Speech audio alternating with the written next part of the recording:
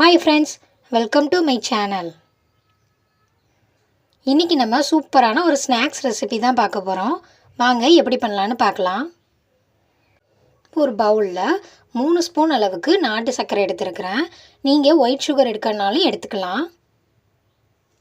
நாட்டு சர்க்கரை சேர்த்துட்டு ஒரு 2 ஸ்பூன் அளவுக்கு கீ இல்லனா பட்டர் ஆட் பண்ணிக்கோங்க. சேர்த்துட்டு நல்லா mix பண்ணி விட்டுக்கலாம்.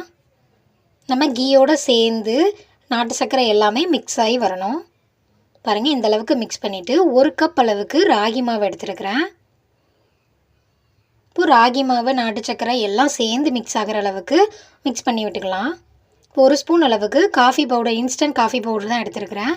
உங்ககிட்ட கொக்கோ பவுடர் இருந்தால் அதை கூட நீங்கள் எடுத்துக்கலாம். சேர்த்துட்டு லைட்டாக mix பண்ணிக்கோங்க.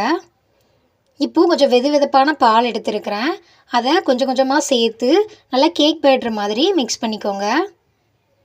ஒரு பிஞ்ச் அளவுக்கு பேக்கிங் சோடா சேர்த்துக்கிறேன். சேர்த்துட்டு நல்லா mix பண்ணிக்கலாம். மாவு நமக்கு இந்த அளவு தான் இருக்கணும், ரொம்ப தண்ணியாயிடக்கூடாது, பார்த்துக்கோங்க. அடுத்து ஒரு பணியாரக்கல் எடுத்துக்கிறேன். எல்லா குழியிலையும் லைட்டாக கீ அப்ளை பண்ணிக்கிறேன். இப்போ நம்ம கலந்து வச்சுருக்க மாவை அரை குழி வர அளவுக்கு ஊற்றிக்கலாம்.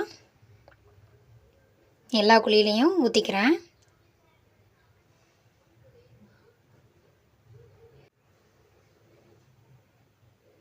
டெய்ரி மில்க் சாக்லேட்டை நான் கட் பண்ணி வச்சுருக்கிறேன், அதையும் சேர்த்துக்கிறேன்.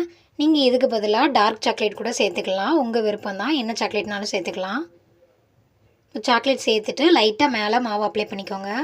ராகிலாம் சாப்பிட மாட்டேன்னு சொல்கிறவங்க கூட இதை விரும்பி சாப்பிடுவாங்க. ஒரு மூடி போட்டு ஒரு 3 நிமிஷத்துக்கு நம்ம வேக விட்டுக்கலாம். கரெக்டாக 3 நிமிஷத்தில் உங்களுக்கு ஒரு சைடு நல்லாவே வெந்திருக்கு. இப்போ நம்ம திருப்பி விட்டு ஒரு 3 நிமிஷம் வேக வச்சுக்கலாம். ஸ்கூலுக்கு ஸ்நாக்ஸ் பாக்ஸ் கூட இதை நீங்கள் ட்ரை பண்ணலாம். இப்போ நமக்கு எல்லா சைடும் நல்லா வெந்துட்டு நம்ம எடுத்துடலாம். ராகி மாவு உடம்புக்கு ரொம்ப நல்லது. கண்டிப்பாக இதை நீங்கள் செஞ்சு குழந்தைங்களுக்கு கொடுத்து பாருங்கள். இந்த மினி ராகி சாக்லேட் கேக்கை நீங்களும் வீட்டில் ட்ரை பண்ணி பார்த்துட்டு எப்படி இருந்துச்சுன்னு கமெண்டில் சொல்லுங்கள். தேங்க்யூ.